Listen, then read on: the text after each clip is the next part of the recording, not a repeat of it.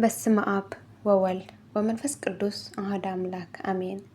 ስንክሳር ሰኔ 22 በዚህች ቀን የከበሩ ቅዱሳን የቆዝምስና የድሚያኖስ የእናታቸውና የወንድሞቻቸው የበዓላቸው መታሰቢያ ቤተ ክርስቲያንም የከበረችበት ተአምራታቸው ነው የተገለጠበት ነው። እነሆ ዜናቸው ኅዳር 22 ቀን ላይ ተጽፏል። በረከታቸው ይደርብን ለዘላለሙ አሜን።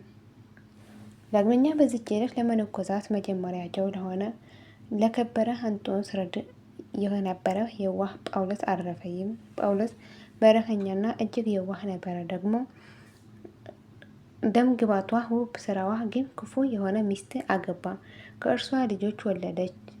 ከእርሱም ልጆችን ወለደች። በአንዲት ቀን ከእርሻው በተመለሰ ጊዜ ከሌሎው ጋራ ስታመነዝር አገኛት። ባያቸውን ጊዜ ሳቅ። ያን ሌዊውንም ከልጆቹና ከቤቷና ከንብረቱ ጋር ውሰዳት፣ እኔ ምንም አላዝንም፣ እግዚአብሔር ወደ ፈቀደልኝ ሄዳለሁ አለው። ከዚህም በኋላ ወጥቶ ወደ አባ እንጦንስ ሄዶ የምንኩስና ልብስ ለበሰ። የአባ እንጦንስ ስራ ተከተለ። በደዌያቸውና በሰይጣናት ላይ ጸጋ ኃይል እስከተሰጠው ድረስ በጾም በጸሎት ተጋደለ። በአንዲት ዕለትም ጋኔን የያዘውን ሰው ያድነው ዘንድ ወደ አባ እንጦንስ አመጡ።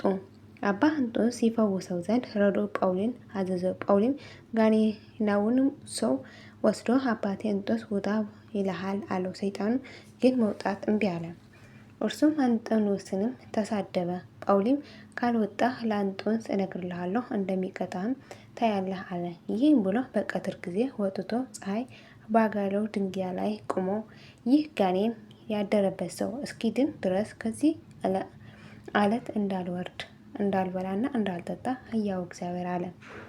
በዚያ ጊዜ ጋኔን ጮሆ በታላቅ ዘንዶ አምሳሌ ከሰውየው ላይ ወጥቶ በኤርትራ ባህር ውስጥ ገባ። ይህም የዋህ ጳውሊ የሰዎችን ስራ ሁሉ እያየ ስለ ኀጥኣን ያለቅስ ነበር፣ ስለ እነርሱም ይማልድ ነበር። በመልካም እርጅና በሰላም አረፈ። ለእግዚአብሔር ምስጋና ይሁን፣ እኛንም በዚህ የዋህ ጸሎት ይማረን፣ በረከትን ከኛ ጋር ትኖር ለዘላለሙ አሜን። የወደቀ የነጠውን በአፈቱ ከአምላክ የታረምልኝ አሜን።